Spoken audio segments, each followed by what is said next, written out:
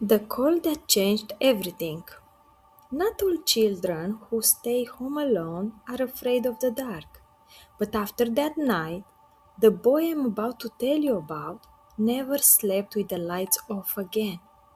Sam was 14 when he stayed home alone for the first time. His parents had left town for a few days. At first, he liked it.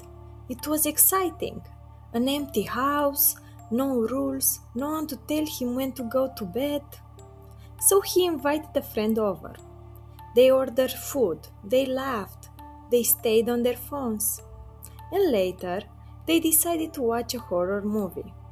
The kind of movie that isn't that scary, but just enough to make you look over your shoulder when it ends. Everything was normal until his friend's phone vibrated. He looked at the screen and his expression changed instantly. He became serious and uneasy. I have to go. My mom called me a few times. If I don't get home now, I'll be punished. Alex didn't hesitate. He left quickly. And for the first time that evening, the house became too quiet. Sam was alone. He turned off the TV. He checked the doors, and trying to ignore that strange feeling in his stomach, he got into bed. It didn't take long for him to fall asleep. But he woke up suddenly. His phone was vibrating next to him. The room was completely dark. He reached out and looked at the screen. Incoming call from Alex. He blinked, confused. He had just left. Why would he call now? He tried to answer, but then he realized something.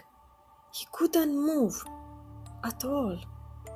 His body was frozen. He was breathing heavily. His heart was beating so hard. He could feel it in his throat. He was awake, completely awake, but he couldn't move, not even his fingers. He thought he had reached out his hand. The phone kept vibrating. Then it stopped. A heavy silence. And then it started again. The same call. This time he answered. Or at least that's what it felt like. Because he doesn't remember touching the phone. At first, there was nothing. Just breathing. Slow, almost pressed against the microphone. Then a voice. It was Alex's voice. But something wasn't right. It was too low, too close. I'm not home. Sam tried to speak, but he couldn't. I'm still at your place. At that moment, he heard something, a faint sound from the hallway, a creak, like a step. Then another one. I'm in the hallway. The breathing on the phone was getting heavier. Closer. The footsteps stopped, right in front of the door. The handle creaked slightly, and the door started to open. Slowly, very slowly. Sam couldn't do anything. He couldn't run, he couldn't scream, he couldn't move at all. He could only watch. And in the darkness of the hallway, there was Alex. He stood in the doorway, motionless.